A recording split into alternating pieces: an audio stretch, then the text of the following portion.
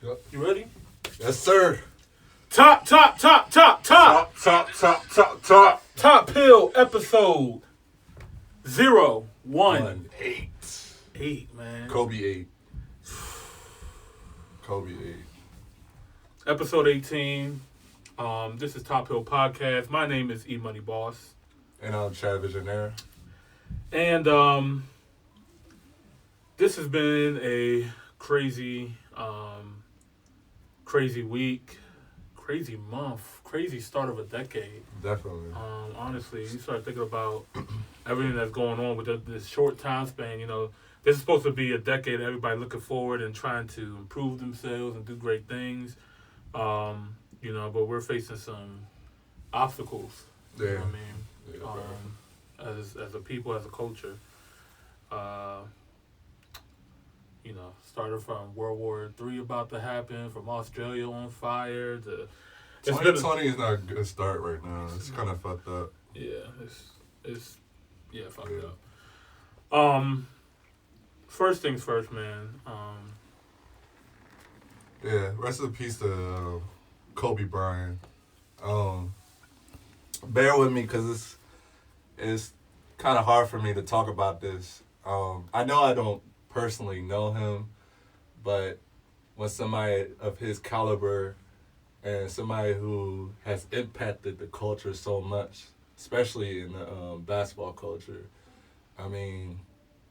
it hurts, bro. It really hurts. Like, I grew up idolizing him. Like, I didn't watch Michael Jordan when I grew up. I saw Kobe and AI. Those were my two idols. I even, there's this picture I have to show you after the podcast, but I got this picture where I'm dressed just like Kobe, got the bush and everything, wearing the same number. Yeah, bro. But, yeah, man, when I found out about it, I was doing a photo gig for my brand called D&B Style Society. I'm not going to talk about that, but I did this photo gig, and the photo gig was at this pop-up. My friend was doing a pop-up for his clothing brand. And we were just talking, and this girl came up. She's like, "Did y'all hear about Kobe?" And my friend that's doing the pop-up that I did the photo gig for, he's a big Lakers fan. So she's like, "Did y'all hear about Kobe?" We was just like, "Nah." She's like, "Never mind." And she walked away. We was like, "That's weird." Like, I just thought that was really weird. And then when I got in the car, and then I saw you text me, and I was in the car. And this is right after my photo gig, and you said, "Did you hear what happened with Kobe? You know, he passed away." I was like, "Nah." I didn't believe it at first. Yeah. Then you text me again, and then I went on my Instagram and my Twitter and just see so many Kobe pictures and posts and stuff. It hit hard, bro. I was just like in shock. Yeah, I'm not gonna lie, I cried, cause I'm not gonna say I cried when I first heard about it. You know, I was hurt, but once I found out his daughter was in the helicopter with him, that's what really got me. I can't imagine being in the helicopter with your loved one, especially your child, and there's nothing you could do about it. Like, you can't possibly save her at all. Like, once the helicopter goes down, it's going down. It bursts into flames pretty much. So just imagine you just looking at your child. All you could do is hold her and say, "I love you." And then there was other passengers in there as well. Yeah. I believe it was like, how many people was on there? It was 9 people total. Yeah, 9 people. I mean, it's sad, bro. Like I said, I don't know him personally or the people. I mean, if you're a human and you got a heart, how can you not be sad about this that happened? You know what I'm saying? So, man, rest in peace to Kobe. There's so many good things. I could talk about this throughout the whole podcast, how much he has impacted me. But I do want to say one thing. Work ethic is what I get out of Kobe. I compare him to like somebody like Diddy and 50 and people who really are just not lazy at all. They just get up and grind. It's real simple, he says. Just work for it each and every day, like, if you really want it. Yeah. So I respect that, because there's a lot of talented people on this earth, but there's a lot of talented people that are lazy and just sitting on their gifts. But if you take the initiative to actually push and put in the work, then your fruit of your labor is going to manifest. Yeah. So. Yeah, man. Kobe was a legend on and off the court. I couldn't believe it either, man. When I saw the news, I was happy. I was already on Instagram, and I believe TMZ was the first people to report it. And, I didn't want to believe it. I'm like, man, TMZ is not the most reliable source. Yeah. Let me hold off. And they're starting to irk me because they don't ever have their whole source right. Yeah. 'Cause I heard, like, Rick Fox was on a helicopter. Yeah, it was leaked that Rick Fox was on there and that his kids passed away. It was leaked that there was 5 people on the helicopter, but it was actually 9 people on the helicopter. So, I mean, TMZ is not a credible news source. They have plugs with, I'm sure it was probably a first responder, or it had to be like something like a first responder that they have on undercover payroll or something like that, where when they get certain information, then it leaks to them, you know what I mean? And it's just not all the way accurate. I remember when the sheriff actually of Calabasas spoke about that and was like, never trust your source coming from TMZ. That's kind of ridiculous. We want to wait and make sure that we get all the factual evidence and that all the professionals, do their job with everything before releasing this information. Plus, it's sensitive too. You know what I mean? I've seen so many headlines and stuff like that. It just felt real disgraceful to me. I think it's sick, bro. Like, you're just gonna not have all the facts straight and then just leak out information. They're doing it for clout. They're doing it for they want to post it first so they can get likes and attention. Like, bro, like, we lost a legend, man. Like, let's chill out. Let's take. And I heard his wife and them didn't even know yet. When they found out through TMZ. Yeah, like exactly. That like is so fucked up. Like, man, media need to get it together. I mean, it's a virus, man. I mean, how do you fix? You can't fix that though. Like, at this point, I don't know how you control media and people who are just so, controlled by trying to get information first and not correct. You know what I mean? But obviously, this was a hard loss for the community. He touched so many people, not only, LA or the Lakers or NBA, but even outside that. And then also to his daughter, and then to the other passengers on that plane and their families. Man, it's really tragic. And details are still coming out about what happened exactly and stuff like that, but to me, I don't really care about none of that. All I care about is that, we lost somebody that's very important. We just need to pay our respects and be as, respectful as possible, and just continue to uphold his legacy. You know what I mean? I know a lot of people were debating if they should cancel all the NBA games that day, or they should have now. No, I don't think so, because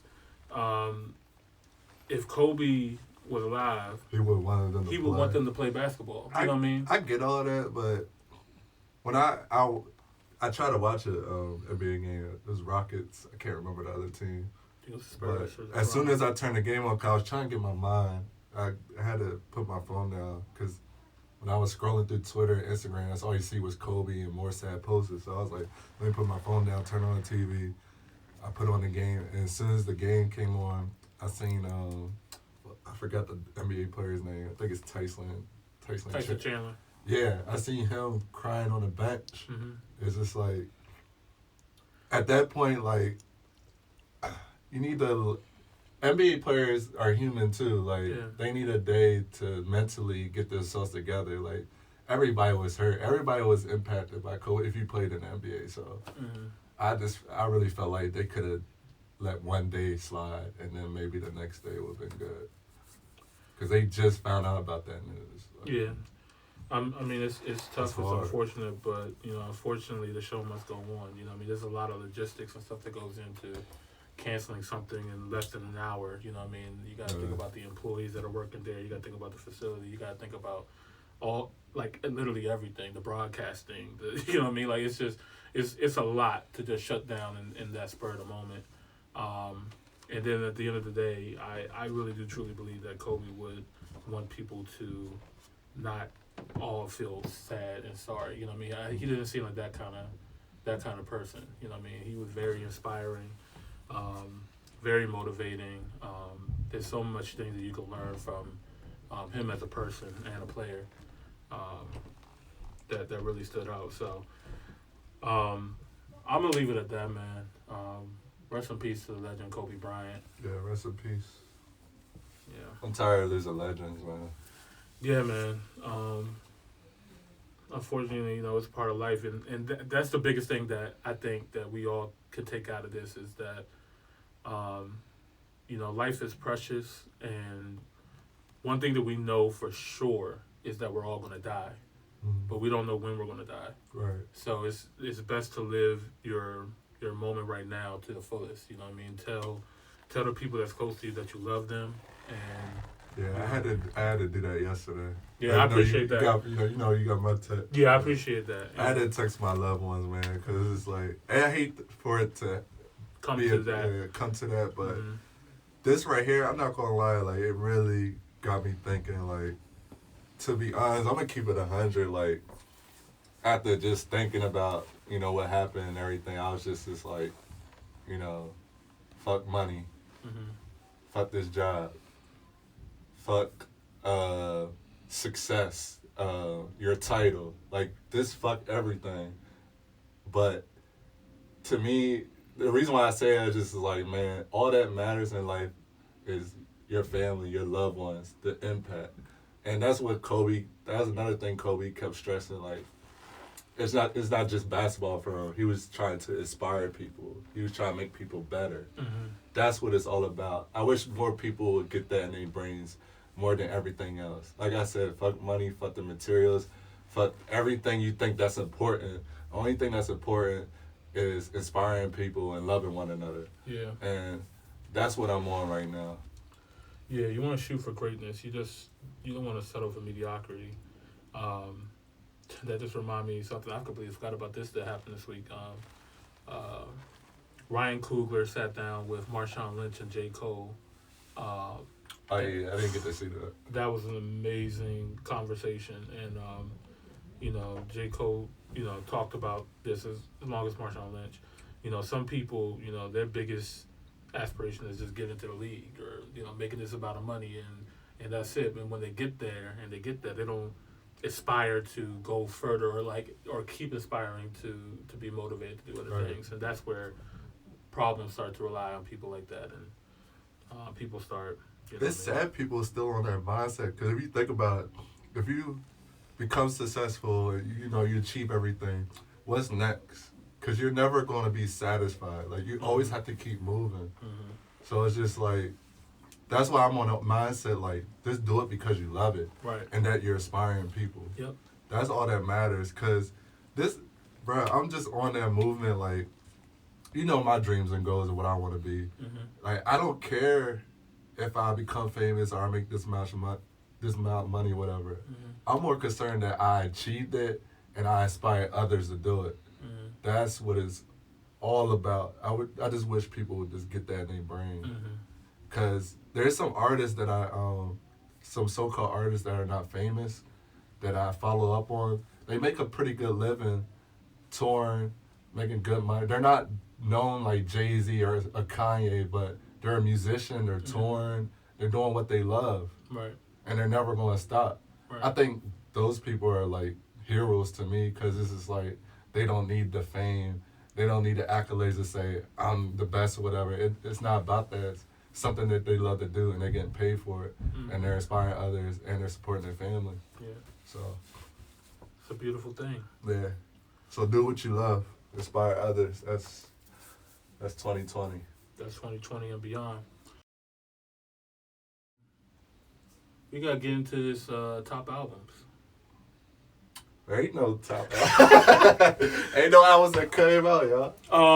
So, this was Grammy weekend. Everybody kind of took a chill pill and released some music, this week. So, Chad, what were you listening to all this week then? What would you say is the hottest album out right now?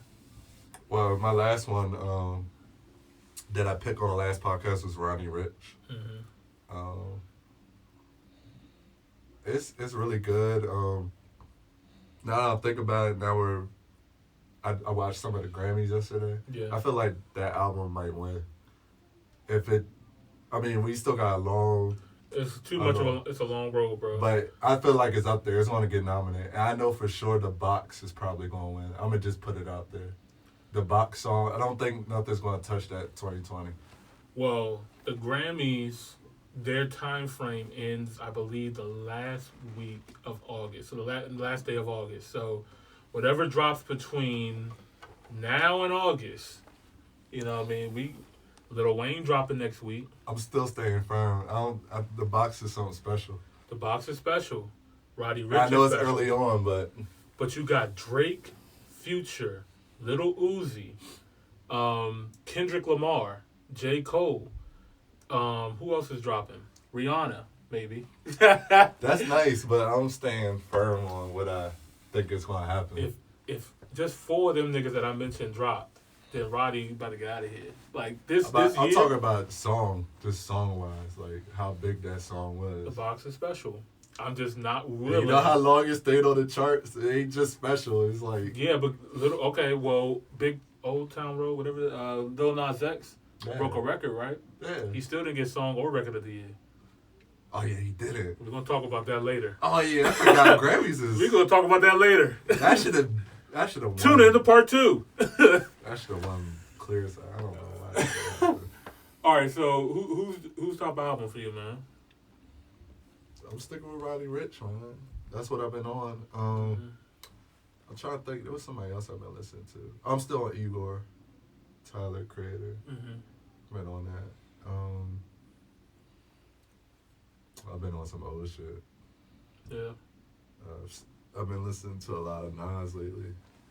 The I Am album, to be specific. Okay. Really great album. He's just ahead of his time.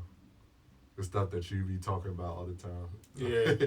He's already been talking about. And it blows my mind every time I listen to him. Like, because, like, let's be honest, we're just, I can speak for myself. I'm just now getting hip to, like, who we are as black people. Yeah. But Nas was already there. So, yeah. That was something special. But, yeah, I'm sticking with Roddy Ricch, man. Roddy Ricch's album is special, man. It is. But I gotta be honest with myself, and I gotta choose the album that I cannot stop playing. And I don't know what it is about this kid, man. But Trippie Redd's album is so good. That Love Letter 4 is special, man. Like that joint is so organic and real, and I like the fact that he's so versatile in his music. He can give you those dark melodic, type of songs, which is I really love that kind of music. And then he can give you those, crazy hype songs like The Grinch, and then at the end he gives you a song like You Can't Rap Like Me Part 2, and you just hear this kid spitting his butt off, man. And it's just like this guy is talented. He's just all around just talented, and I really like how positive he is too. He, out of all these new people or these emo rap group, he doesn't talk about drugs like all these other people do. Like if you listen to his lyrics and stuff like that, he's not. He got more emotional records than. Like, he break up and stuff like that. I mean, he has a lot of personal records and stuff like that. But I don't know. I really do like the album. I think it's a great album from start to finish. I can't choose my favorite song still to this day. Like, it's just so many. I mean, Real Feel, Love Sick. It's hard to pick. You know what's tight that I think nobody noticed? I feel like he pick up where X is left off pretty much. And Juice is on the project too. Yeah, but more so X. I just feel like when you were saying he was so versatile, and then So, all right, let's get into these singles now. So you got Roddy Ricch, I got Trippie Redd. No surprise there. 2 great albums.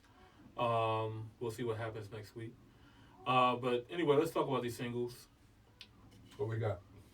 Meg Thee Stallion with the BITCH. Banger. Really? Banger, bro. I fuck with the That's a banger. with the sample. The sample is hard. The hook is hard. The hook is very catchy. The hook, I feel like a lot of females can relate to that song. Mm-hmm. What's the hook again? No, you can't give me the same. BITCH. Something you're gonna hit anyway. me. That's what you're gonna call me when you get mad at me anyway. Something like that. Yeah, I like how she. I don't know. I just love how she did that hook because it didn't. When you use the word bitch, it usually sounds so degrading. But she took it was like, nah, like, you're going to call me a bitch anyway. Like, this is who I am. Like, she embraced the word bitch. That's what I got off that hook. And then it's a nice, I feel like it's a nice intro. I feel like this could be an intro to her album. But, yeah, this is what I kept hearing. That's why I'm really in the streets waiting. and stuff. That's why I'm waiting for Meg. I want to hear what this Meg album is going to sound like. I'm excited for her because, bruh, like, I ain't gonna hold you. I feel like she one-dimensional. I've been saying that to people. Like, she a one-dimensional rapper. Like, what I mean by that is, like, she got the same flow and the same bar. I don't know, the same flow, same type of sound. I felt like she was different with this one though. She changed it up with this single, song. With this single, like this is that's what I'm saying. Meg. That's why I'm excited when I heard something different. Okay. And then when I seen previews of her working with Pharrell Williams, I was like, oh, okay, she taking a good direction. Yeah, she's around the right people, and she has the right attitude, and she has Meg is a superstar, you know, by hands down, she's a superstar. Definitely. But I just want to know what the album is like. I'm not going to judge the artist until I hear that project. That's why I'm saying I'm rooting for her because I don't want her to end up like, no disrespect, but she could easily be like somebody like Trina or the City Girls. Whereas this raunchy type ratchet hood girl music, but I feel like she could do so much more. That's why I was excited when she did this single, and then I seen her in the studio with Pharrell. I feel like she could bring more to the table. She not just all about twerking, being a hood bitch or whatever like that. You know, she could just offer a lot more. Yeah. So I mean, and Meg is bad. She's also going to school. She's school full time, and she's killing the rap game. And she likes Naruto and anime and stuff. Like she's just dope, man. Like I like Megan, man. And like, she could out rap most of these niggas is out. Yeah, man. Let's keep it 100. Yeah. She can rap, bro. She can rap. Next up we got Meek Mill and Roddy Ricch with Letter to Nip. I love it. I love it too, man. I mean, it's but at the same time, I don't know. Like I liked it, but this is I don't know if I could have this like on my rotation though. You know what I mean? Like this is not a song that. This is on my rotation. I usually don't like songs, dedication songs. I feel like it's always corny. Like they try to do the most. But this song, I feel like I could put in rotation. I ain't gonna hold you. I don't know. Like, and I remember saying this a couple of podcasts. I was like, bruh, have Roddy Ricch on your hook. He sounds incredible on the hook. Both of their verses is really good.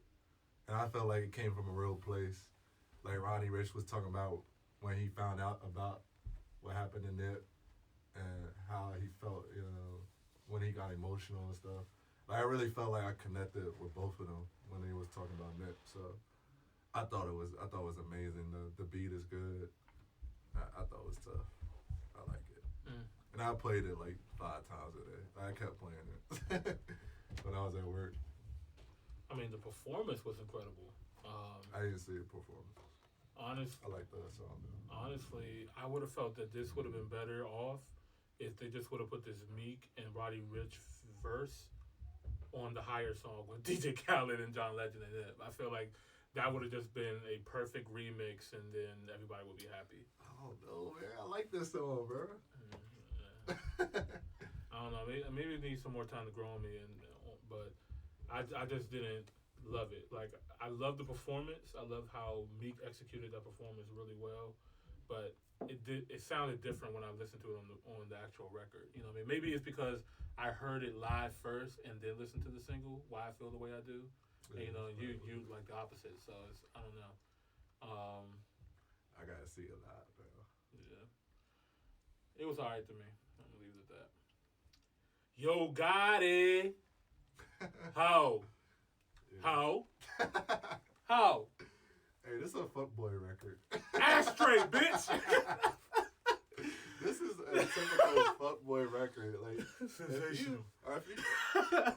Listen up, fellas. If you're on your whole shit right now, this is the song for you. Okay? This is what you about to get ready to go out and shit, get freshened up, put your beard oil on and shit. Well, if you don't got no beard, I don't know what you do if you don't got no beard. Not judging nobody who got no beard. But you brush your hair, gotta get your waves straight. You know what I'm saying? You put this song on. Hey, you on your mission. Yeah, but nah. It's red bottoms on. Life is good. Right. Nah, it's cool, bro. It's one of them songs that the beat is overpowering what he's saying on the record. Usually them songs do really well. Like if the beat's just hitting. So as soon as it came out, I was like, yeah, I'm not even listening to it. I'm about to say, you don't care what he says anymore. It's the beat like, is so hard. It's hard as shit. Yeah, like you in the club, you're not paying attention to what Yo Gotti's saying right now. Just how. Yeah, exactly. This to me is like a song. It's a perfect response to the bitch song by Meg Thee Stallion. I feel like they're like, it's like the two polar opposites right now. Like, all right, that's a good. You gonna call me a hoe? Okay, bitch. All right, whatever. You know what I mean? So. But now, I was serious though. I don't condone hoeing. I don't want y'all to think I'm. Nah, hey, real talk, bro. Don't be out here wilding, God. That's not where it's at, bro. Find you a girl, man. All right, we're going to take a break. That's part one. Coming up, we're going to introduce our very special guest. So make sure you guys tune back in, and we'll let you guys know who that is. So you guys probably already know who it is. You've been checking out the social medias and shit. But all right, that's part one. Catch you guys in a moment. All right. Top. Top. Damn,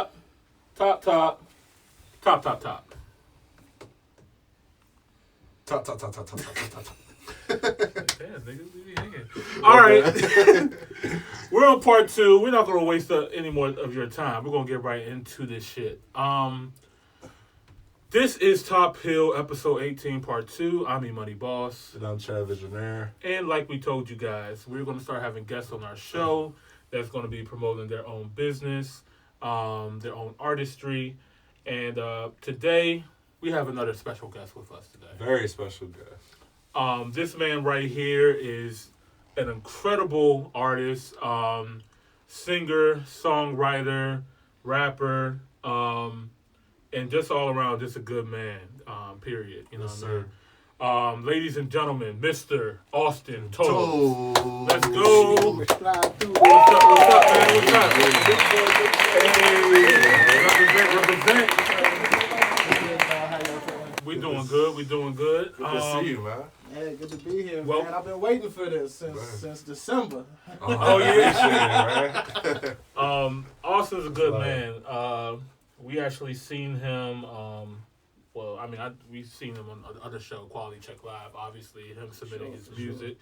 And this man's always getting a gold or a goat. You know what I mean? So appreciate it. We just chopped it up and wanted to get you on board, and you said you was with it. Definitely. And we appreciate you just coming through, man. For Anytime. So, man, what made you decide to get into the music industry, man? Let's just go ahead and get that out the way. All right. So, funny story, and I've met a couple of people with a similar story, but it started back in middle school for me. Mm-hmm. My older brother was writing poetry, and he was getting girls from it. Okay. And I was like, I can do that. I can do better. I want girls too. Mm-hmm. So I started writing poetry. Right. As soon as I started writing poetry, then he started writing rap. And he was like, hey, yo, let's do it. So in high school, we was in Thomas Stone High School. Mm-hmm. And this is when our team was like going to states. So this is 2007, 2008, 2009. Oh, yeah. We was going to state every year. Yeah. So we made a Thomas Stone basketball track. Okay. that ended up getting played in some of the games. Oh, shoot, tight. Yeah, and so from that moment, I kept rapping. My brother saw what I was doing, and he was like, because I was better than him. And he says it too, like, I was just so much better than him. He's like, bro, you just make me want to be a producer and just let you do all the rapping. Right. And then from there, I just kept going. I linked with my homie Cozell. We pretty much just made, just making music, and I just kept going. I've been on and off with it. I ain't been consistent with it until recently, until September last year. Okay. But I've been doing this like 10, 12 years. 10, 12 years. Yeah, Dang, like, man. definitely not a rookie. Yeah, definitely. Definitely not a rookie. And you can tell by when you listen to your music, man, that you're definitely not one of those guys that's just like, I want to rap today. You know what I mean? And pull out their iPhone. You know what I mean? Austin is serious about his craft, man. I listen to a lot of my music on Apple, and I know you got 2 tracks on there, Sour right now, which slaps something crazy. Make sure you guys check that out. And the other one, what was it called? Hello There, man. Yeah. Your flow on that Joe was. That's really what I want to ask you. But as a matter of fact, before I ask you, let me give me one more. So back to that track, man. That Hello There track. When I was listening to the lyrics. Yeah. And I was like, oh, this came from a real place. This had to have come from a real place. This man, when you said, I hope that you find a king, and that he checks all the boxes, and then he fucking leaves your ass. As soon as you say I love you, that nigga dead. I was like, oh man, this is a real artist right here. This is real music, man. Because we all had that kind of feeling at one point. Facts. You know, like, it's relatable. It's the realest feeling ever. Because, like, man, it's crazy. So I wrote that in the summertime. Before I even knew I was going to get back into doing music seriously, is when I wrote that song. I was on FaceTime with one of my good friends, who I'm not going to name because she tripping right now, but I was on FaceTime with one of my good friends. And I wrote a song for her, a verse or whatever for her. And then I wrote that. And it was like, as soon as I spit it, she was like, yeah, that's crazy. That's crazy. And it's crazy because it was like, I say in that song, like, gave you a pass for a year at least, now I'm revoking your privileges. It was literally a year from the time that she broke up with me that I wrote the song. Wow. And so I was like, I'm going all out. I might as well go all out. Hey, go all out. So the cover art, like, bro, as soon as I released the song, yeah. And it was crazy because I knew she had been checking up on my Instagram stories. I seen her. Yeah. As soon as I released that song, it was no longer her, but her cousin. Oh shit. I don't know if they forgot, if they thought I forgot who their cousin was or whatever, but I knew it was their cousin. I was looking at my story. So, like, she was looking at my stories. I mentioned that in the song. They hit up, nobody hit me up yet. They hit up my roommate / best friend and one of my other homies who reposted the song. Oh, man. Hit them up, upset with them first off. Was upset with my homie for sharing it. And then was hitting my roommate like, yo, he said this, and this. Bro, I had a good week and a half that song caused me, like, a lot of text messages. And her sister sent me, like, 5 paragraphs worth of text messages telling me how the song was terrible and where I messed up and where I made mistakes on fire my engineer. Oh, wow. All types of crazy stuff. What you put out there, all types of crazy stuff, bro. And I was like, all right, let's see how that go for you. It's crazy, man. You know, you're an artist, right? So you're going to tell your side of the story. You're going to write your side of the story. And we want to hear your side. You know what I mean? Like, if she wants to get her side off, then she gets her side off. But so many great artists, you know what I mean, talk about that moment, right? Yeah. I think about Kendrick Lamar when he wrote that the song Keisha's song on Section 80, and then he came back on Good Kid, Mad City with the Sing About Me track, and talk about how the sister of Keisha was like, man, why you talk about this? You got this one wrong, this and that wrong. And Kendrick was like, I'm telling my side. You know what I mean? Like, what do you want? What else do you want me to do? Drake does the same thing, obviously, too, multiple times. Makes sense. It makes a lot of I sense. made a career off reminiscing. Hey. So would you say that would that hinder you from making tracks like that again in the future? Okay. It's not even a question. I was hoping you said that. I wrote a response to the text messages that her sister sent me. Oh shit. Put it on SoundCloud. It's to middle child. Okay. So I put we called it. I got it from Will. We called it stepchild. So that's on SoundCloud. So go check that out. Austin Toles on SoundCloud. Okay. It's called Stepchild. There's the cover art is a picture of my favorite jabs that she took. I minimized the message to my favorite jabs that she took and used that as the cover art. That's genius. And if you listen to the song, I literally respond to every jab that she took. So the song is not for me. If you're looking for a song that you like, hey, he's spitting fire, he got bars, it's not this song. It's not this one. This is a response to a directed text message. Right. So don't expect bars. Yeah. Read the cover art, Mm-hmm. and then you'll understand. That's what that is. Like and then that. I also wrote another response that that I called RTR, which the name of the album is Road to Recovery. Okay. And I haven't dropped that song yet, Mm-hmm. but I will if people want me to. Okay. It's basically I want you to. my official response. Uh, Stepchild was just an response.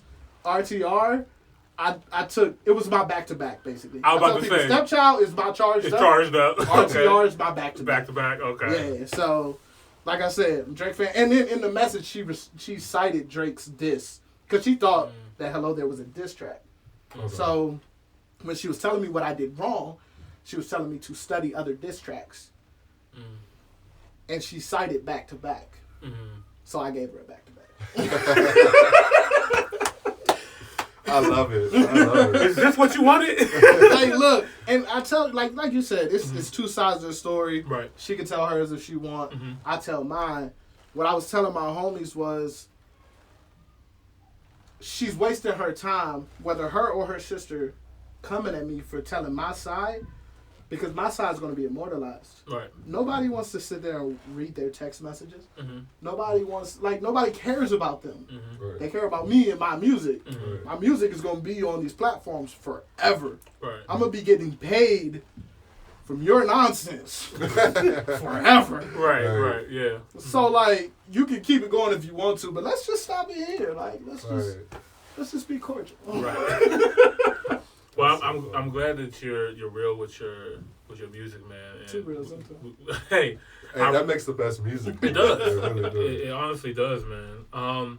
So what do you have for us coming next, man? I know man. I know you said that you got some stuff cooking. Matter of fact, you played me a track earlier, and oh my God, I cannot wait for that to drop. So, February 14th, I am dropping an EP called With Love. Okay. If you follow me on social media, you'll see the cover art.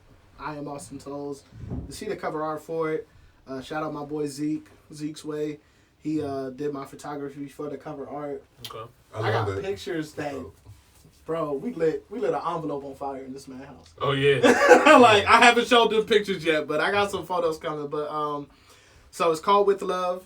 It's basically 5 solid love songs for your Valentine's Day weekend. You know what I'm saying? If that's something that you are part of. So I got a track on there. Shout out Antonio Wayside. I got a track produced by him. Okay. That Shout would out be the intro Antonio track. Wayside, yes. Called DMs. And then I follow it with, so the track list is DMs, Keisha, Chopped and Screwed. I did a Chopped and Screwed cover, y'all. Oh. Bro. I can't wait. I gotta listen to that. Okay. Keisha Part 2, which is the song Imani got to hear. Oh my God, dog. Shout out to my Afrobeat lovers. Y'all That joke y'all is gonna crazy. feel that one. And then Sandcastles, which is a song where I use as minimal auto-tune as possible and just sung on that joint. Is that another cover or is that? No, that's original. That's okay. original. Yeah, the only cover I got is Chopped and Screwed. Okay. That's the only cover I got. And Drake and T-Pain are my 2 biggest inspirations, idols, whatever you want to call them. Okay. So I never thought I could do a T-Pain track. Yeah, okay. Why do you think you never could do that? Because he's here. Yeah. Like, people don't appreciate what T-Pain brought to the game. He's a GOAT. You know what I'm saying? T-Pain is insane. He's like, people don't appreciate it, so I'm going to put this out right now. T-Pain, you see this. I appreciate you. I want you in the music video. And as soon as I get your approval and your sign-off, we making a track or 2 or 3. I can see that. I love T-Pain. T-Pain is legendary, man. And if you guys haven't seen him live before, please, oh my God, please do it. That man still can put on an incredible show. Literally, I'm working to mimic my live performances. Oh, really? Like him? Of T-Pain. Like, I'm not there yet, but I'm trying to meet with some dope choreographers. Like, a lot of performers, you mute the lead vocals when they perform. You know, T-Pain doesn't. Right. T-Pain also doesn't. I used to think he always had the auto-tune built into the mic. Right. T-Pain doesn't do auto-tune live. He does it all. He lets his track play, and he sings organically. He sings organically, bro. But he let his track play because he's dancing so much. Yeah. And I'm like, that's what I want to mimic my stuff after. Because I used to dance. I was on the dance team in Thomas Stone. Okay. Shout out my boy Gerald, Kool-Aid, Flavorland. Like, he was the leader of the group, dance group. We used to pop lock and everything. Oh, snap. And so I'm trying to follow my performances after T-Pain, and my music is a mix of T-Pain, Drake, just my personal. That's a great people to follow right there. Obviously, Drake just recently, during his interview, kind of credited T-Pain for, being an influence in his music. Yeah. When you think about it, T-Pain really did influence everybody that time. Bro, you know what I mean? Like, 808s and the Heartbreak was literally taken from T-Pain. You know what I mean? Like, and even what he's doing right now, man, like I said, check out a T-Pain concert. That man's coming in your town. You need to go watch that, because that was something special, honestly. Yeah. And actually, he was the first concert I ever been to. He came to Blue Crab Stadium with Flo Rida. Oh, I was there with you. Yeah. I forgot about that. You forgot about that? That was the first. I think that was the first real concert I went to. That was back. That's when we was like Flo Rida. Right. Yeah. I mean, I don't care about Flo Rida, but T-Pain, he was. Dang, I can't believe. I forgot. It was that long ago, bro. But he was cranking. That's when the whole Chopped and Screwed joint came out, and that he's wearing them top hats and stuff. But yeah, man, that's when I first discovered, like, this man's really singing, and this man can really sing. Like, he did a whole acapella section. I was like, this nigga sing better than the singers. I'm telling you. You know what I mean? Like, and then I'm really happy that he won that the Masked Singer thing. Like, I felt that really helped catapult him into where he's doing a lot of stuff right now. Yeah, he's doing a lot of stuff right now that's really dope. So I got a question for you. What's up? What do you want people to see you as far as music and you as a person? I feel like that's important. So in the first segment, when you were talking about Kobe, you mentioned how what's really important is touching the next group to come up. And that's the most important thing. I tell people straight up and down, I could care less about rap. I'm not a rapper. I mix in rap with what I do, but I could care less about somebody being like, oh, he's the greatest rapper, or he has the toughest bars. Like, if you listen to my music, if you hear a bar, I promise you it's accidental. Any bars you hear in my music, it was not on purpose. I don't care. But you can rap though, so. Yeah, you can rap. I have no care about rap whatsoever as far as dropping bars. Like, I make music that I'm a person that deals with depression. Right? So R.I.P. Juice WRLD. Last summer, Juice WRLD helped me through suicidal depression. His music, straight up. I would literally be driving, turn on the Juice WRLD song, and borderline have to pull over on the side of the road, about to break out in tears, because I was depressed, and he was touching me, and he was helping me get through it. So my thing and my biggest deal with making music is to touch people in a spot that, like, they don't even know is there yet. Like, for people who don't even know that technically what they have is depression, they just think they're sad. Or they just think they're going through it. But they're really depressed. It's to touch those people. So I don't care what you think about me as a rapper, having bars or what have you. All I want to do is to let people know It's okay to be sad. It's okay to have depression. Use me to get through your depression. And once you get through it, if you're going through it, hit me up. My line always open. I'm always ready to talk to anybody who has depression. I just want to touch those people and help them through. And also, like you said, the next generation, I want people to know that if you love doing something, you got to do it. Yeah. Because if you don't, you're going to hate yourself. Yeah. You know what I'm saying? Like, I got a track, I did Sue Me. Yeah. Wale Sue Me. Fire. Remake to that. Go now. Get That. On that song, and I'm about to put it on SoundCloud. I only got it Thank on Loom you. right now, but I'm about to put it on SoundCloud Thank as well. I said I've been blocking my blessings since like 2010. Who would have known a decade later I turned into this? Since 2010, I have let other people influence what I do, my decision making. So like, I wanted to be a barber. So my grandma got on, was like, you're not going to make no money as a barber. I gave up being a barber. I've always wanted to do music. People always say, you shouldn't do music. It's going to drag you this way and that way, or this way and that way. I would be on and off with music. I don't want anybody to go through that process of giving up on what they love to do. Because if you love to do it and you really practice it and you make it your craft, nobody can stop you. Right. Like, I don't care about being as famous as a Drake or T-Pain, although I love those guys. Those guys that you talk about that they make a living, those guys easily make 6 figures. They make enough to be able to live in D.C., New York, Los Angeles. You don't even know their names. Right. Yeah. You don't even know their names, but they doing what they Happier than most of love. the famous people that you see. Exactly. And so that's where I am with it. That's what I want to be.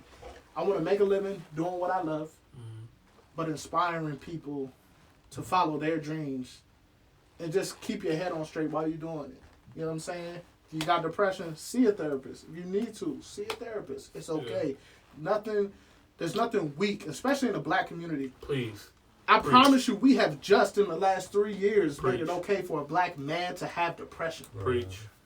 Like, my entire life, I have been stuck by myself in a box, not knowing what was wrong with me, thinking I was the problem.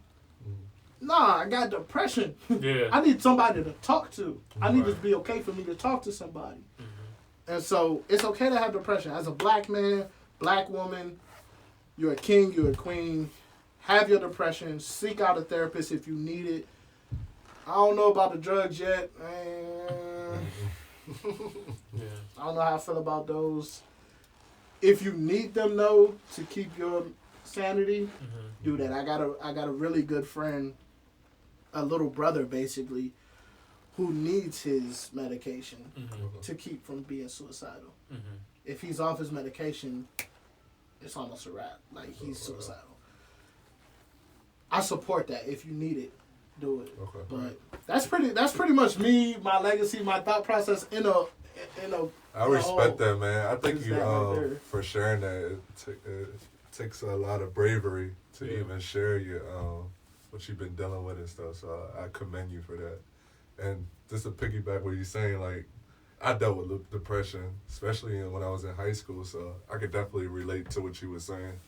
And I feel like that is very important when you want to impact people's lives and stuff. So you got my support, bro. I heard your music. You're going to do great things, bro. Much love. I think the more and more people that hear that too, the more and more people realize that, like you said, it's okay. You know what I mean? It's okay, bro. Like, it's okay, King. Like, look, it's okay to go through this shit. You know what I mean? Like, yo, you've been through some shit. You know what I mean? It's okay to cry here or, you know, talk to this person there. You know what I mean? Like, there was always a stigma, obviously being black men, that we have to be the toughest, strongest, hardest person on the planet, and then, you know, and that we have to hide all of our feelings and stuff like that. We're going to be looked at as pussy or soft. Right. Which, you know, listening to some of the people that you listen to, like T-Pain, Drake, even like a Kid Cudi, or other people like that, you know what I mean, like, really started paving the way of, like, yo, listen, black people have gone through post-traumatic slave disorder, bro. Like nobody, unless you have this melanin skin, you don't know. You really can't truly relate to how we deal on a day-to-day basis, man. You know what I mean? I've been pulled over before where I did nothing wrong. Got pulled over and had guns drawn to my face. You know what I mean? Because I fit the description. You know what I mean? Right here in Waldorf where I grew up. You know what I mean? So I could have been another Freddie Gray, a Philando Castile, a Tamir Rice. I could have been one of those people, you know what I mean? If I just said the wrong thing or made the wrong move, I could be dead, you know what I mean? But, yeah, man, like, the stuff that we go through, man, that's just one side of it. But we need more people like you and, like, these other people who are strong men who are willing to share, and we really appreciate that. Thank you. I You know what I appreciate mean? it as well. You got any more questions for my man Austin? Nah, I think. Actually, yeah. Cause I got more. Go ahead. Oh no, you already listed your favorite artists. No, who else inspires you? As far as I know, you said Definitely. Drake and It doesn't even have to be an artist too. Like we always want to talk to you about your top inspo. So it doesn't have to be your artist, but something that maybe inspired you this week or this month or. Yeah, so let's get into it. So as far as artists go, my top artists, of course, it goes Drake, T-Pain, or T-Pain, Drake. I don't care how you order it. If you listen to my music, you'll say T-Pain. If you look at my recent listen to history, you'll say Drake. So either way, it can go either way. Under them, though, and this is why I say he a legend over it's a very debatable topic. A lot of people debate it. Juice WRLD is a legend to me.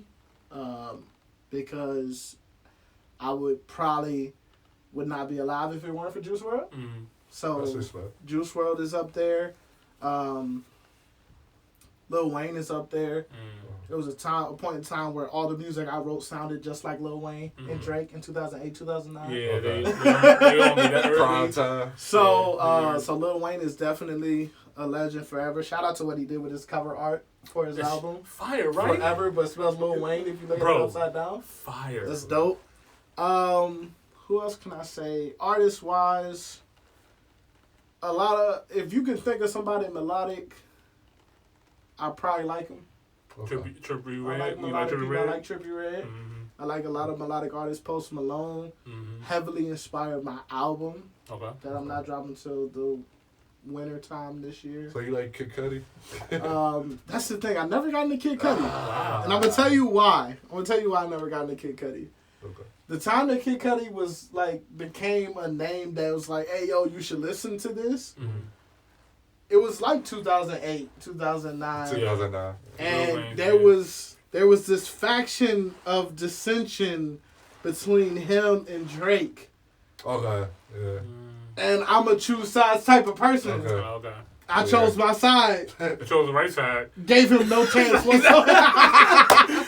Gave that man no chance whatsoever. Yeah. I could go back now and I've heard clips of songs here and there when I'm like, yo, this nigga is uber talented. Yeah. He is great. Yeah. I would have to go back and really dive Man into on the Moon, the first album. Man on the Moon. And if I do, The Blueprint. he'd probably be up there with one of my top. Yeah. Because of the type of music he makes. Yeah. Sorry the Kid is a guy that I really like to listen to. And K-Camp, when he first came out, was somebody that I really like to listen to. Where's he from, you know? K-Camp, I think he's Atlanta.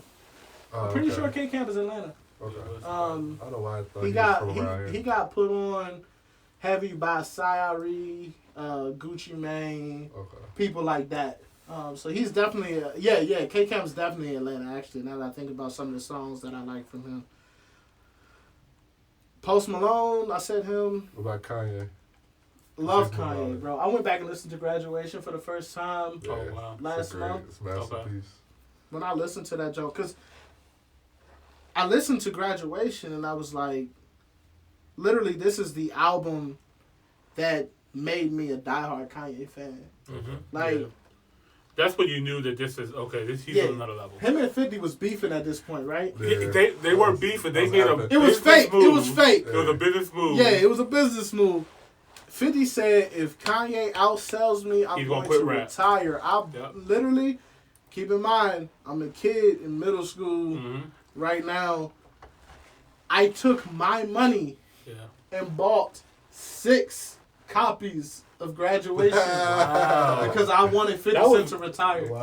That was no, we was on that shit. No, I bought Graduation too, bro. Like I bought Graduation. I didn't buy 6 cents. Bro, I loved Kanye so much. Yeah. I wouldn't be here without Kanye because Drake wouldn't be here without Kanye. Yep. Basically, like that's just how it go. Yeah. You know what I'm saying? So definitely a Kanye fan. I didn't appreciate Jay-Z until recently. I was never a big Jay-Z fan until recently. Yeah, but you have to go back to Jay-Z. Like, during the time when you were talking about when you were really, like, in that bag in that time frame, Jay-Z was kind of retired at that time. You know what I mean? People hate me, though, because I don't like old rap. Okay. I don't like Tupac. He's young. How old are you? I don't like Biggie. I'm 28, bro. I'm not young. I'm 91. I'm 91. He was. I'm supposed to like them. I'm supposed to like them. Here's the problem. What's going on? My dad didn't let me listen to any rap growing up. This is where, I was stuck on country. He made me listen to country music. That's why all my music is storytelling. That's dope. That's where I get it from. That's dope. Wow, okay. I didn't hear a rap song until it had to be middle school. Okay. And it was Snoop Dogg's album. Okay. And my mom left it out. I was living with my mom at the time. She left it out in her room. And me and my older brother popped it in and listened to it. Snoop Dogg was my first artist that I ever heard. It changed your life, bro. And from that moment on, I was like, bro, why can't I listen to this? Right. Bugging. This music is great. Rap music is amazing. But he didn't want me to turn into a thug or whatever, so he didn't let me listen to rap. So I listen to old rap and I get bored, frankly. I'm not allowed to. I get bored. Mm-hmm. Because I'm like, I listen to people like Drake, Snoop Dogg after Dog Pound, after these guys. Oh, and my influential artist Wiz got to be up there too. Okay. Wiz is up there too. Wiz Khalifa? Wiz Khalifa. I was the biggest Wiz fan that didn't smoke weed that I knew. Same here. But Cushion OJ. Classic. So I listen to old music and frankly I get bored because I'm like, well, okay. Yeah, you got bars, but Drake got bars, and he's singing, and he's relatable to me. Right. Yeah. I ain't grow up in the hood. I grew up middle class. Mm-hmm. You know what I'm saying? I never had the problems that a Tupac and a Biggie faced. Right. So I don't relate to that. Mm-hmm. But then I hear Drake talking about problems with women. Yeah. I'm a hopeless romantic. Mm-hmm. I inherit problems with women. Right. Problems with women don't even want problems with me, and it just happened because I'm a hopeless romantic. You're a real nigga. I respect you. Bro, I fall in love with girls that have no intention of even talking to me beyond a friend basis. Mm-hmm. Like, it happens. Yeah. So, like, I just don't vibe with old music, for real. It just don't. I respect that. I really respect because some of people rather just lie and rather just be fake. Oh, really, they automatically say. I like Jay because...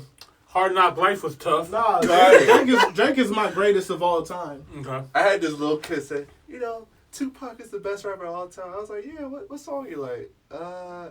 So how can you say Tupac is the... Yeah, you But I just hate when people, because they automatically go with the hype. And exactly. And it's a fear of being yourself. Castrized. I mean, we in the social media era, so like it's another thing about being a black man too. You want to be accepted. I'm telling you, bro. Like, you always want to be accepted. You want to be welcomed into every phase of other people's lives, and that's just not me. Like, you gonna love me or you gonna hate me. People meet me and they either my friends or they walk away talking about me. Right. It's no middle ground. Nobody walks away from a first conversation with me like, I don't know how I feel.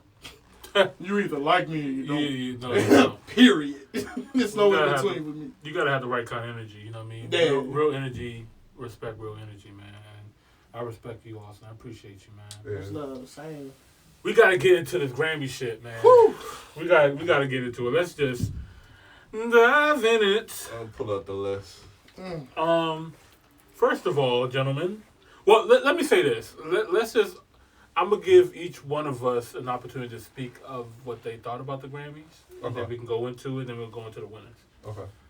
I watched it with my family, and I actually really enjoyed the Grammys as a whole until the last 15 minutes. Okay, the Grammys before that last 15 minutes was actually really good, and I'm just gonna run through real quick some highlight moments. I mean, first of all, you have the Queen Alicia Keys hosting the Grammy. She did a phenomenal job. Even with, a lot of people don't think about this too. She rehearsed and practiced being a host for the Grammys probably for a couple of months, and then Kobe dies like a couple of hours right before the performance, and now you have to switch things up. And she did that so gracefully, so respectfully as well too. She got Boyz II Men to come out to sing with her, the tribute to Kobe Bryant. I thought that was beautiful and special and grateful how she did that. Lizzo opened the show, also paying homage to Kobe Bryant. Like all the black artists obviously paid tribute to Kobe Bryant in some kind of way. Even Lil Nas X, man. I may not like Lil Nas X as a person, artist, or whatever, but but one thing I would say about this kid, he had the Kobe Bryant jersey in his performance. He brought out, he showed some diversity. He brought the BTS, the Korean kids. He brought out Billy Ray, which Billy Ray is such an OG, man. Like he's respected to me. I sponsor his cookout plate whenever he wants to come up. That's real, man. And then he brought out Big Nas. Yeah. That was special. And that was really special. The fact that, first of all, obviously this kid, he was trying to make country music. Black kid. Now he's saying he's gay, and he fits. He's supposed to be in the box. You know what I mean? That's supposed to fit this kind of thing. But for him to want someone like Nas, and for Nas to even return the favor and respect him, at the same token, and for them to perform together, I thought that was really good to see. The Prince tribute. I thought that Usher. Yeah, I did not think that Usher was the guy for the job. When they said that we're doing a Prince tribute with Usher, and I'm like, this is about to be bad. Don't sleep on Usher, bro. Usher's a nigga, bro. I was completely wrong, bro. Usher killed that shit. Usher's very talented. He is, bro. Like I had no clue. Yeah. I had no clue. I told you, Confessions is the best R&B album of all time. I will continue to say that. I'm with you. I ain't going. Confession. I can't think of an album that I would put over it. R&B wise. R&B. Confessions literally changed the culture. Literally changed the culture. Tell them this. Ain't nothing beating that drink. No R&B song has been the same since Confessions came out. We might have to do a Confessions album listening session. Facts. I did this session with them with Lil Wayne, Carter 2, Carter 3. Okay.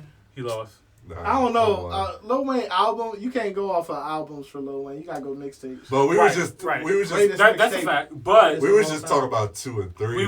We were comparing we just want to know what was the best Carter. Yeah. Okay. You know what I mean? And when obviously the two that are in the talk is the Carter 2 and the Carter 3. Yeah. And we both have our reasons why we choose the other. One or the other. You know what I mean? And what I was trying to tell Chad is that really there's no right answer. Obviously, this is all opinion based. This is how you feel. I felt like the Carter 2 was the album for the streets. I felt that Carter 3 was the album for the world. I felt like the Carter 3 was more relatable to more people, and the Carter 2 was good, but I didn't feel like every song slapped. You know what I mean? Like it was a lot of music, and not every single one of them slapped. But the Carter 3. Damn near every song was a banger. Like, it was a hit. No, it wasn't. I even proved it to you that time. All right. There was 2, you was like, y'all pulling up the track list right now? Yeah, pull up the track list of Carter 2 and Carter 3. Carter 3, got it. Austin. Hey, I already knew. You know why? I know he gonna pick it. Off the first 4 songs, Got Money was on Carter 3. Facts. Okay. Bro, Got Money with T-Pain was on Carter 3. Look at Mr. Carter. Mr. Carter with Jay-Z was on Carter 3. Pussy I don't care about anything beyond Record 10. I don't care about anything beyond Mrs. Officer. But Carter 2 got every song slapped. That's all I'm saying. No, it absolutely doesn't. Don't lie to yourself. Don't lie to yourself. Bro, Lollipop is on Carter 3. Millie is on Carter 3. Lollipop is trash now. Lollipop itself. Bro, banger, 6 actually. songs It off ain't Ricardo gonna 3 touch the takes time. the record. Takes it off Bucks. I'm sorry. We can talk about this another day. Can't help All right? it. Yeah, I'm we're talking sorry. about that another time. Let's Who I keep- am. Fireman. You gotta think about when it was released as well. Yeah. It was Yeah. released in 08. I mean, he also set a record at that time. But, you know, here or there. Anyway, continuing with the Grammys. The Nipsey tribute, obviously, as well. Meek and Roddy Ricch debuted the song Letter to Nip. And then followed up by DJ Khaled. See, I didn't see that. I fell asleep right after Lil Nas X performed it. Okay. DJ Khaled, Meek Mill, Roddy Ricch, YG, John Legend. All I'll take that performed. back. I slept after that. Shout out YG. Didn't even know he was gonna be able to perform. Man. I had a red suit on. Hey, thank you to YG's lawyer. Man, Hey, got out and got on the show. He probably got that Rock Nation bag is different, man. Jay-Z ain't playing with these motherfuckers out here. Man. Jay-Z out here, big brother and all Right. this shit. He's like, listen here. YG's performing and he's doing the tribute to Nipsey Hussle. Get this man out right now. Mm-hmm. You know what I mean? So shout out to YG and I'm glad that he was able to make it out to perform. And then Gary Clark Jr. I was not really hip to him before, but he was speaking some stuff from there. I thought that they was about to get the broom on him because he was talking some real woke shit. And I was like, oh, is this cable? But to me, the Grammys were performance-wise and everything. It was very enjoyable. I felt like it was actually. I felt like a part of the culture, was involved in the selection and how they did everything. Because I didn't know that all this was coming. You know what I mean, from this Grammy. So I actually enjoyed the show, except for the last 15 minutes, and we'll talk about that when we get to who the winners were. But Chad, what did you think of the Grammys this year? I'll be honest, bro. I expressed this several times. I'm not a big fan of the Grammys. And I just feel like it's not designed for us, black people. I mean, I feel like they just box us in. And I hate to bring this up, but Tyler, the Creator, he addressed how they try to put us in boxes like the urban. Yeah. And he said he felt like that was another word of just nigga music. Nigga music, yeah. Pretty much. And I agree with him. It's just like, bruh. Because if you really think about it, if you listen to that album that Tyler Creator did, it's not rap. It's not really rap for It's real. He rapped a little bit, but mostly it was like a different genre. Music. It's just music. Yeah, it's just music. So it's just like, bruh, like, and then each year they just keep failing at. They're not in tune with the streets. I don't know who they got these meetings or whatever, but they're not in tune with how we really feel. Well, they're not in tune when it comes to the biggest nomination, the biggest awards is when they're not in tune. Right. Everything else, they want us to perform. They'll give us the rap album, the rap performances, and they'll give us all that kind of stuff. But when it comes to album of the year, record of the year, song of the year, and best new artist, that's where they don't. That's where my gripe is. That's my only gripe with this shit. I don't watch the Grammys. I'm Right. not gonna watch them until they do what Diddy said. Shout out Diddy. Shout out Diddy. I'll let you get into that in a second. Okay. But so I didn't watch the Grammys. I just look and see who won. Okay. Until they start representing us, I'll watch. I won't watch. I'll watch when they start representing us. But I'm not a hater. I love Billie Eilish. I love her voice. I love her music. Like, she makes mood music, which is all I'm about, for real. Mm-hmm. She should not have been the first person to win all 4 major awards. Yeah, and I'm not a hater, but yeah.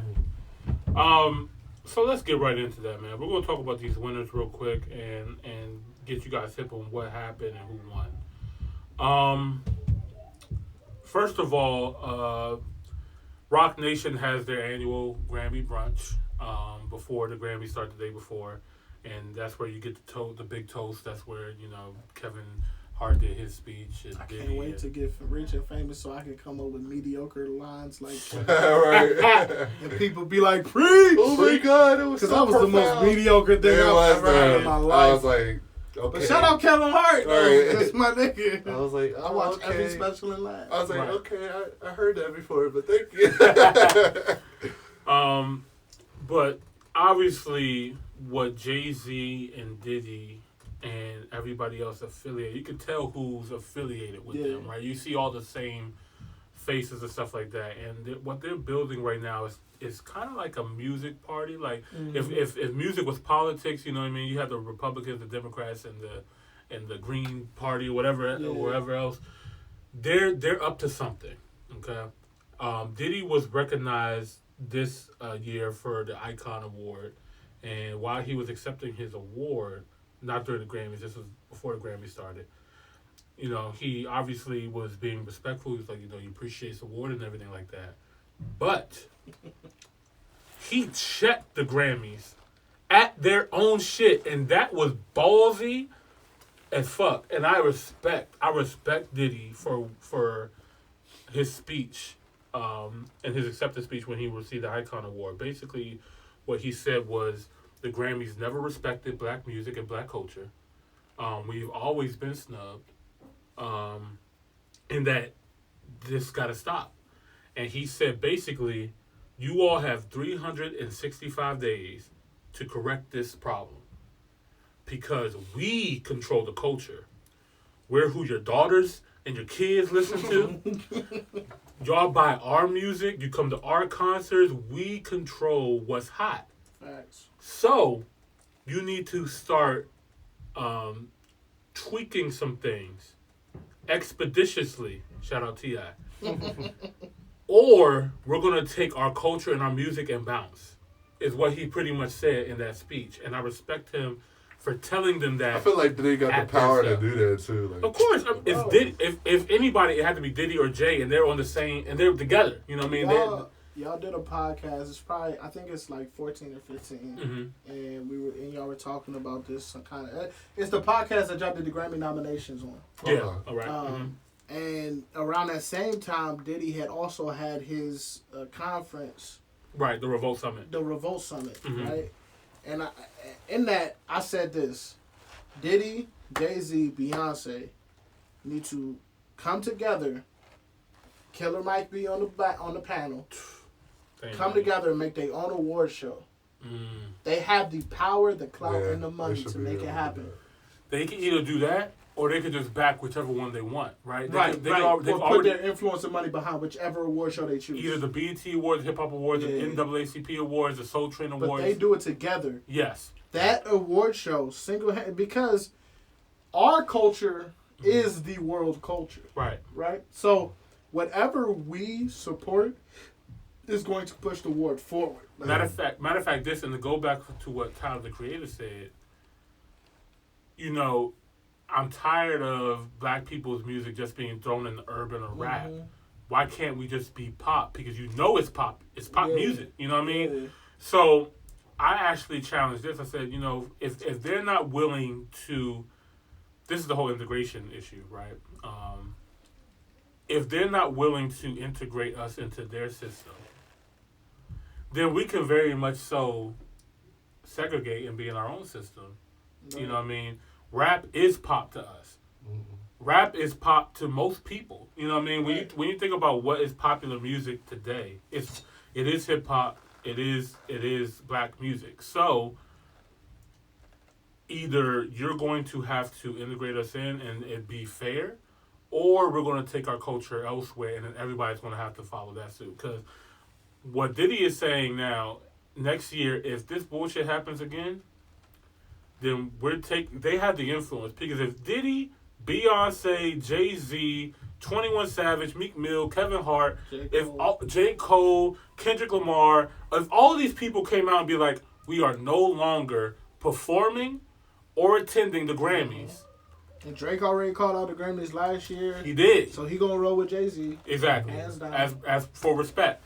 The culture is too strong. We're at a point right now where obviously we understand our influence and our power, and we have the choice to make whatever move we need to make. So basically Diddy said, look, you got 365 days to get your shit together. If you don't, we're out. And I respect him for doing that respectfully. You know what I mean? He wasn't He didn't turn up on them like the way that he could have. You know what I mean? He was being respectful. Thank you for this award. This is what we want from you guys. We need you to address this, fix it, or we're out. Respectfully. And we're going to see what happens next year. And I was like you, Austin, too. What really did it for me was that 2013 Grammys when Kendrick Lamar's Good Kid, Mad City, when he was nominated for 7 Grammys and didn't win 1. Yeah. And he lost to Macklemore. And Macklemore himself said that this award belongs to Kendrick Lamar. Yeah. And Good Kid, Mad City should have ran the board. Right. He should have been Billie Eilish. Right. But and this the funny thing is the Grammys always does this, right? They realize they fucked up. They try to put him on the next one. They give him the next one. And then the next one was To Pimp a Butterfly. Yeah. Kendrick was nominated for 11 Grammys. He tied Michael Jackson. And he won a bunch of Grammys that year. So they do a lot of that for Yvette. Did he mention that too in his speech too? He mentioned all the Grammys that were snubbed. Yeah. And he talked about Beyonce's Lemonade, Nas's Illmatic, Snoop Dogg's Doggy Style. He talked about Dip. Because I feel like Dip should have won, but now they give him Rex. What's that song? Racks in the Middle. Yeah. Right. Exactly. Like After he died. Give me my roses while I can still smell them, they say. Last year, Nipsey Hussle was nominated for Rap Album of the Year, and to me, there was nobody close. Who won that? Cardi B, Invasion of Privacy, Rap Album of the Year over Shout Nipsey out Cardi Hussle. B. I love that. It should have been Travis or Nip for that one. Travis Scott Astro was great, but Nipsey Hussle's Victory Lap was just a phenomenal project for the culture, for rap. To me, before he passed away, I was bumping that album crazy. I love Victory Lap, and that to me should have won Rap Album of the Year at least. I still feel like Cardi should have won a Grammy. Like I definitely love Cardi. That album, no. But not Rap Album of the Year. She should have got the song. That song. I like she it. Should have got song of the year. Yeah. No, not even. I like. What's that other song? That hit song. The first She song had a that couple made of her. Bodak Yellow. Bodak Yellow. That joint. That took her career to another level. But then That also, joint should have won. I feel like I might be kind of on the island on this, but her own Best Life joint. Like I know everybody talk about Lil Duval's, but her Best Life joint record. I don't think I ever heard that. She did a remix to it? No, she did her own. Oh, she did her own? Okay. It's worlds beyond Lil Duval's. Literally one of my favorite records last year. I might have to check that out. Yeah, I don't think I ever heard gotta check it out. Cardi B did her thing last year. She deserved to win a Grammy. Absolutely. Right. But give me my flowers while I can still smell them. Absolutely. And Diddy, what Diddy was saying is that he mentioned Michael Jackson. That's what it was. Michael Jackson didn't win a Grammy for Off the Wall. And he was like, y'all are fucking crazy for So didn't giving it. crazy. But then he came out with Thriller.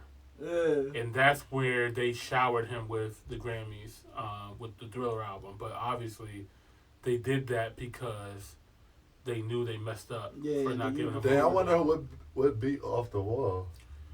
Somebody that did not deserve to be off the wall. Look it Like, it doesn't even matter. I'm angry, bro. Like I'm curious now. I gotta look that up. It doesn't it's even. just gonna make you angry. It's just gonna make you mad. Out, bro. Exactly. Like, There's sometimes where I'm just like, okay, they just got this wrong.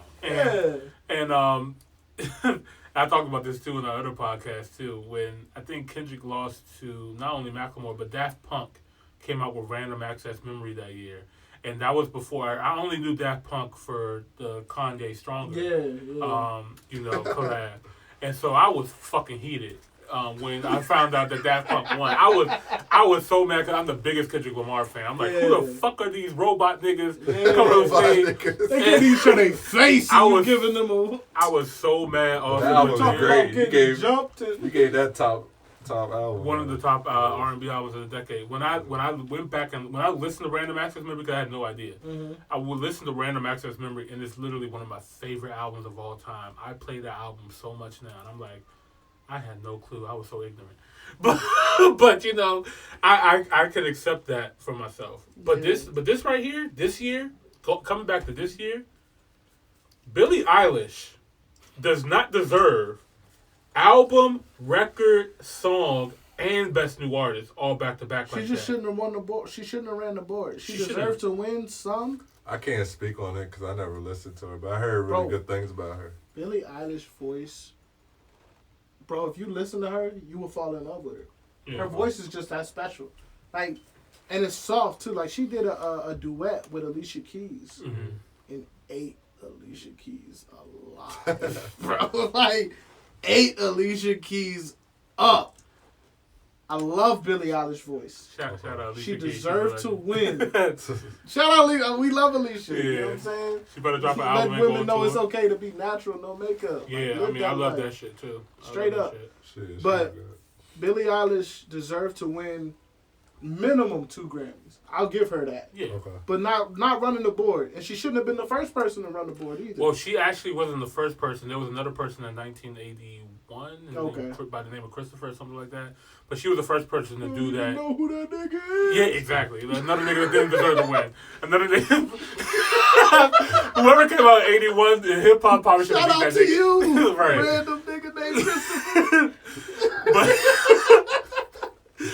But Billie Eilish, y'all, she won Album of the Year, Record of the Year, Song of the Year, and Best New Artist. And I'm just going to have to say no to that.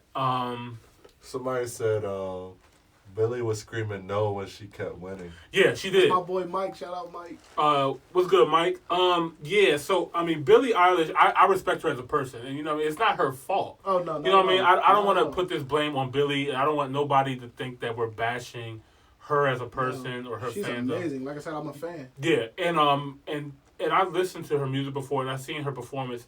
She's a great performer. I did see her perform. I thought that was really good. Yeah, she's special. Yeah, she's definitely gifted. In when it comes to that, but even her. She's from the UK though. Like, we can't even appreciate it at home first. We can't appreciate it at home first. Let's look at the winners for Album of the Year. Oh, we already did that. Billie, When We All Fall Asleep, Where Do We Go? Then we got Record of the Year, Bad Guy by Billie again. I didn't think Bad Guy was that much of a record. Honestly, Bad Guy should not have beat. Honestly, Old Town Road should have won Record of the Year. It should have been Old Town Road, and then the follow-up should have been Sunflower. Thank you. Yeah, oh my God. Sunflower. I'm about to say, Post Malone had Album of the Year. Top. I'm sorry. I had to get that off my chest. They trying to clown me for putting Post Malone Post at the top. Malone should have been carrying top album for 6 weeks. I'm glad somebody agrees with me. 6 weeks straight. I'm glad I've been in the comments saying Post Malone. I got somebody that agrees with me. Listen. I literally still listen to every single record through and through to this day. That album was that good. I don't skip a track. Thank you. I don't skip a track. Thank you. I fuck with Circles is special. Circles is special. That album is special. Y'all listen, Internet. And I like Internet with Kanye.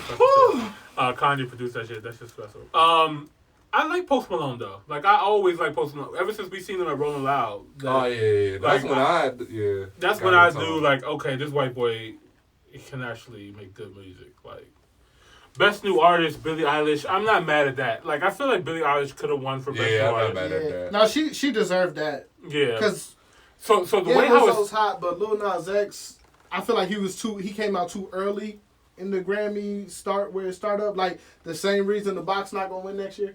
Because it's too early. It's too early. He gonna win. Well, I don't think it's too early because you got to think Old Town Road was running it for a long time. That's the one. You got to remember how long it took for everybody to accept. When the remix came out with Billy Ray? That's really when people started accepting it. Nobody accepted it before that outside of our community. Right. That's true. Nobody accepted it. Yeah, so he kept on trying to tell Billboard. That song was so huge. Like, nah. I still don't understand why he didn't win that. Because I don't know what the Grammys was on. They should have seen, okay, Billie Eilish is winning Best New Artist, Song of the Year, Record of the Year, and Album of the Year. We gotta probably not do that. Right. Because even and Billie, shout out to Billie, because even her herself, like the first Joan, she was just like, thank you. The next Joan, she was like, no, this should be Ariana Grande's award. The next Joan, she was like, I don't know what to say. And then the fourth one, she was just like, thank you, bye. Like she was just like, this is just thank you. Right. Yeah. So like, let's keep going down the list. Let's get down to the actual categories that we actually care about, Chad. Oh, damn, okay. Because I'm going to go through all this shit. We're going to do Best R&B Album? Anderson .Paak. Yeah. I think he deserves that. I'm not mad. Best rap performance. That BJ Chicago kid was like that, though. I ain't listen to it. It's really good. You would like it. I know for a fact. I'll check that out. Best rap performance. Racks in the Middle. Nipsey Hussle featuring Roddy Ricch and Hit Boy. What performance are they talking about? Should not have won. Yeah, I don't. What? Well, okay. The Baby should have won. Yeah. Yeah, we should. Yeah, okay. I agree with that. But we know why Nipsey won that one because they were playing rebound. They were playing they catch feeling up. bad. They were playing catch up. Shout out Nipsey. Should have won last year. Shout out for winning this year, though. Right, because obviously Racks in the Middle was cool, but it wasn't. Yeah, it wasn't. Yeah. Best rap. We all agree on that one. Best rap song, A Lot, 21 Savage, and J. Cole. To be honest, I don't know why Go Roses is on there. I thought it came out too late. I was shocked that it was on there. He made it right at the last. Okay, but that song wasn't that big. Yeah, no. About it? Honestly, if they was gonna put a best rap song and they wanted to put Drake and Rick on there, they should have put Money in the Grave. Yeah, that song was bigger. That joint was fire. That was much bigger. Yeah, it was better. Yeah, definitely. But there was so many songs I could put. But I love A Lot though. I love A Lot. I love A Lot too. Yeah, that deserves. That whole I Am Greater Than I Was that whole album to me was amazing because 21 Savage basically came out and was like, yes, I came up from the slums. Yes, I'm truly a hood nigga, but that's not what we have to be forever. Into it. Yep, we back. Appreciate you guys for tuning in. We about to wrap this joint up. We got to talk about this rap album. The best rap album of the Grammys goes to Igor, Tyler, the Creator. I am not mad at that because after listening to it several times, I feel like it deserved it. The creativity on it alone speaks volumes. Like, I'm all for artists that push the agenda of freshness. Mm-hmm. You know, I feel like it's really easy to continue to make the same rap music. Mm-hmm. But when you come out with something fresh, that's something very difficult, and for it to sound good. Yeah. So I think he definitely deserved it out of his other competitors. That reason that you said right there is the reason why I'm not mad he won over championships or I Am Greater Than I Was. Because honestly, I Am Great replay value, I would listen to championships, I Am Greater Than I Was, and I wouldn't be mad if you put Igor in between or above either of those. Right. I wouldn't be mad at you. Because Tyler is creative genius.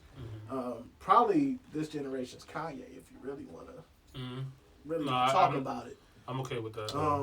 But he didn't do the same old thing. Yeah. I Am Greater Than I Was, although he did push the envelope and saying you don't have to be this, it was still another 21 Savage album. Mm-hmm. Like, you're not shocked by it for the most part. Championships, Meek changed his tune a little bit, yeah. But it was a Meek album. Yeah. Mm-hmm.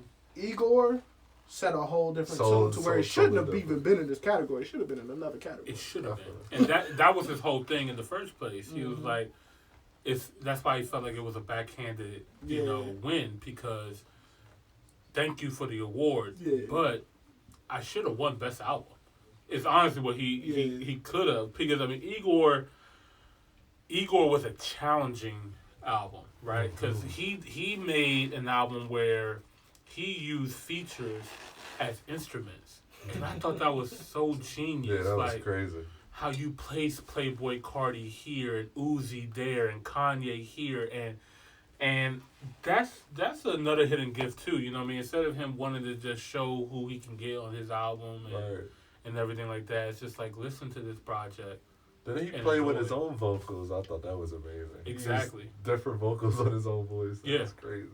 Exactly. And it's just an enjoyable album. It really is. Like, I mean, I know a lot of people might be upset because obviously the only other person that should have won this, in my opinion, should have been the Meek Mill Championship. But I think the timing of it was kind of off too, because Meek's album came out November of 2018. Yeah. So the Grammy too far away. It is. So when the Grammys timeline is September to August. So when you got a song that an album comes out in November and you cut off in September, like you're too close. Yeah. You know what I mean? You're just too close at that point, and you got group that with the previous years. Exactly.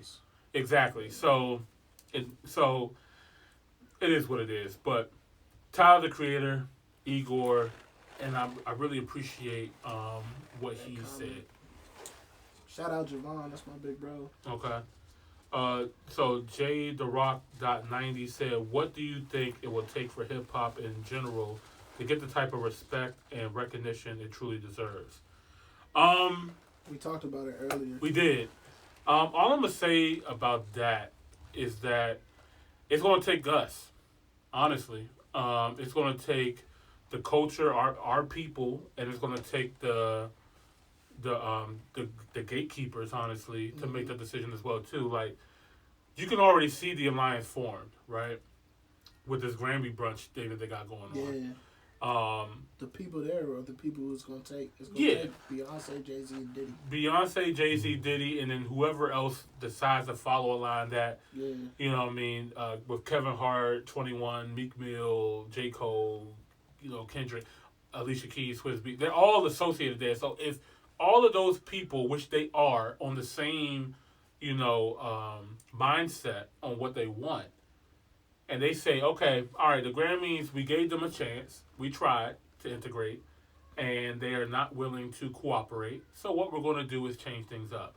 Once they make that decision, the people will follow, honestly, at that point. I think that those people right there are well-respected enough that the rest of the culture will follow their lead. Yeah, because what it's going to do, it's going to be them, then Drake, and then this new generation of artists that's going to follow in line. And when this new generation of artists follow, that's when most of the culture, the fans, are going to follow. Right? Look at Migos. Look at Offset and Cardi there. You know what I mean? 21 is there. You know what I mean? You still got a lot of these people who are young and also still respect the OGs, and they know where they want the culture to go as well too. So, yeah, that's how I feel about that. Real quick, let's look at this Rolling Loud lineup real quick. Okay. You pull that up for us? Yes, sir. So Rolling Loud has been playing games. I'm just gonna start off. All right. So me and Chad been going to Rolling Loud. We started going on the third Rolling Loud in Miami. 3 years straight. Yeah, we've been every year for the past 3 years, and definitely enjoyed ourselves. I feel like Miami is like my second home now. I love Miami, but I've kind of felt that this year is going to be lacking. And I'm looking at other festivals. When Day in Vegas came out with their lineup, I was like, oh, they're trying to change the whole game up. Mm-hmm. And now you got Pharrell's Something in the Water, which is in Virginia Beach. You got Broccoli City right here in our backyard in D.C. Mm-hmm. Landover, what up?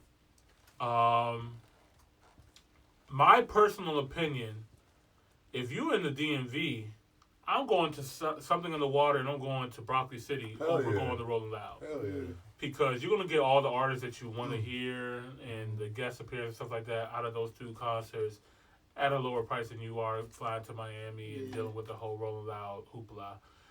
I've been to Rolling Loud 3 times, and honestly, it's slowing down each year. That first year Rolling Loud was so incredible. Yeah. Ain't nothing beating the first one. Yeah, because first of all, the venue change, you know what I mean? Having at the Miami Gardens, that the NFL parking lot is cool, but that Bayside Park that we had it at the first year, that was special, man. That was, niggas was climbing the walls. Like, let me say something. I'm satisfied. This might sound a little selfish, but when this flyer dropped with the lineup, I was like, man, we are experiencing the best shit. We did. Honestly. Like, if you think about it, the first year we went, this is the same headline, except Kendrick Lamar was above A$AP Rocky. Yep. But we had Travis Scott and Post Malone as the headliners, and then the people under it, we already seen all Post of them. Malone wasn't even the headliner then. I thought he was the first year.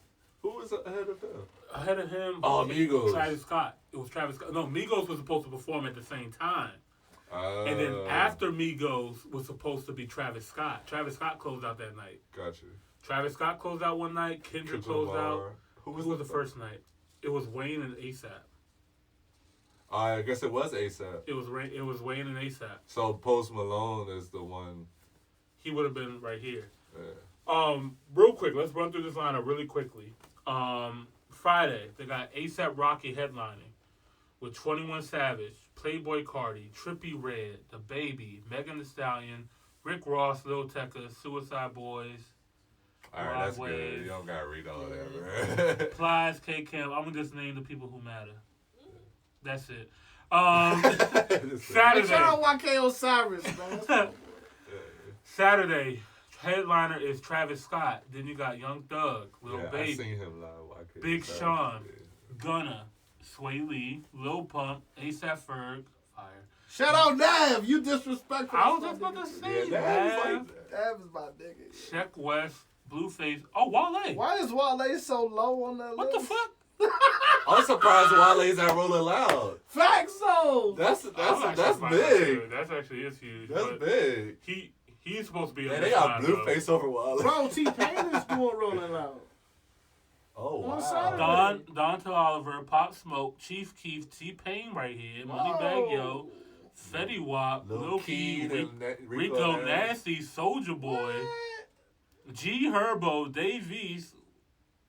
This is still Saturday, y'all. Okay, so the follow-ups are pretty good. The follow-ups are pretty After decent. that is pretty much.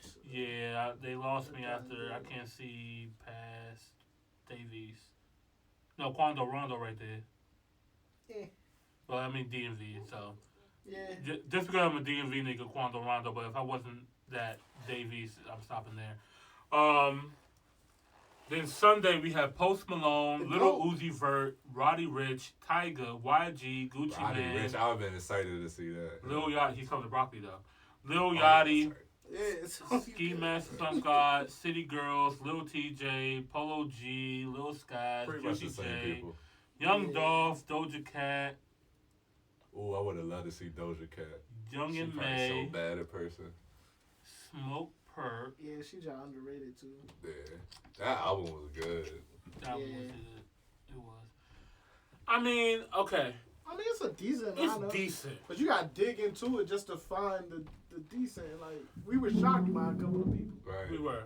You know, Maybe. Can I get into this real quick? Go ahead, bro. So, you know, I love branding. Mm-hmm. I feel like with Rolling Loud, they're starting to. They came to their stop. Well, I don't want to say stop. They came to their mark to where they're running out of ideas. And when you mentioned what was that festival you was talking about, Day in Vegas or some shit? They're reinventing themselves. Because I feel like with that festival, it was totally different. But they're bringing better artists. They're pretty hip to the culture. I feel like Rolling Loud, you know, they're not reinventing themselves. That's why you got the same people in this lineup. Getting complacent. They're getting complacent. There we go. That's the word I'm looking for. So, yeah, man. I appreciate Rolling Loud. I mean, I had some great memories there. I'm still rooting for them. But y'all got to reinvent yourself. Y'all got to come up with something new. It's going to get old really, really, really, really fast. Like, stuff, especially in this day and age, like, stuff gets old fast. And I don't see this selling out like it usually does. Yeah, I mean, because you got to think, when we were going to Roll Out, the tickets came out in November. Quick. We're in January, leaning into February right now, and they just threw the lineup at us. And matter of fact, they wanted us to buy these tickets before they gave us the lineup. Like, nah, bro, you can't do that no more. Like, what the fuck? Earn my money. Yeah, you got to earn my money now, bro, because you got competition out here now. Yeah. You know what I mean? You got Pharrell with something in the water. You got Day in Vegas. You got Broccoli City. You know I don't think they took that into account when they did this one, though. Probably not. We'll have to see what they do next year. But, you know, you got to think about, I think what really messed up this lineup is obviously the headliner. The headliners are not that appealing just because we know Travis Scott's headlining every year. But we Rocky see Post came Malone. out with no new music in 2-3 years. Yeah, pretty much. And his A$AP Rocky, that's one of my favorite artists, but his last album didn't really do too well. So they're not. I mean, I think Check ASAP got a yourself new first. album coming out. But I think the white people are gonna come for Post Malone. They love some Post Malone. Post Oh Malone. yeah, I'd be there for Sunday. Yeah, Post Malone's a hell of a performer. Saturday's the littest day. Yeah. Saturday is lit because you got Literally, Travis. Wale and T-Pain alone will make me go to Saturdays. Right, Wale, T-Pain, Young Thug, Big Sean. Big Sean coming out with an album too. Damn, Big Sean never been in Rolling Loud. That's crazy. Yeah, that's another sleeper too. You gonna bring out Janae and Rico Nasty? Right. Shout out Rico Nasty. Yeah, shout out Rico Nasty. Saturday is the DMV for real. Yeah, a lot of Quando Rondo, Wale, Rico Nasty. She killed it when we seen her at the Rolling Loud. She killed that. Yeah, we did see her rolling out already. Yeah, she had them kids ranging. For real. This is a decent lineup, but like I said, I think I know where I'm going this year. I think I might. Like I said, I'm satisfied because I already knew I wasn't gonna go this year. Yeah, what date is this? May 8th to the 10th. Ooh, that's because remember we had a pretty good last year, but remember I was like, bro, this is definitely it. Just because I don't want to put my age out there, but I felt really tired after that. Bro, it was a maze, bro. You know how many times we got stuck? We actually end up seeing Juice WRLD in the parking lot. Yeah, That's crazy. Yeah, we seen Juice WRLD in the parking lot. That man was driving a fucking tank. Yeah, that's I'm with Miss America though. She said Broccoli Fest. That's probably gonna be the dopest one. Broccoli Fest and Something in the Water. Something in the Water. Something was definitely better. This year. Those two, I think I'm gonna be happy with. Just doing those two right back to back. I don't know. Right here at home. They're right here at home. So like, you know what I mean? I'm cool with that. I don't gotta buy no hotel on you know what I mean? Broccoli City is one day with a bunch of fire ass artists. Mm-hmm. I get to see the Baby, Roddy Ricch, Megan Thee Stallion, all of them. So I'm happy with that lineup. And Something in the Water, Pharrell is well respected, obviously, in the game. He's going to bring not only the people that he shows on his lineup, but the other people that's going to come and support, too, is what's going to make that festival that much more special. So I'm excited about that. I think that's it, man. Yeah, man. Got to wrap this up. All right, guys, that's going to do it for this episode of Top Hill, episode 18. Thank you guys so much for watching. Shout out to our sponsors. Shout out to Quality Touch Studios, Will Bowser, Antonio Wayside, Carmen the Stallion. Shout out to Anchor. Who else? Shout out to you guys for watching and listening, man. I really appreciate you guys. And Austin Toles. Hey, Austin, thank you so much, brother. Thank you for coming, man. Really appreciate it, man. And we look February forward. 14th. I'm coming back February 17th. Yeah. If I'm not invited, I'm not gonna lie to y'all. Come on, man. I'm gonna show up. You're part of the Top Hill family now, man. Hey. So you just hit us up and we'll make it happen. Definitely. Austin, thank you so much for coming. Make sure you guys check out his singles right now, Sour and Hello There, and then his new project coming out on Valentine's Day. Yes, sir. With Love, February 14th. With Love. So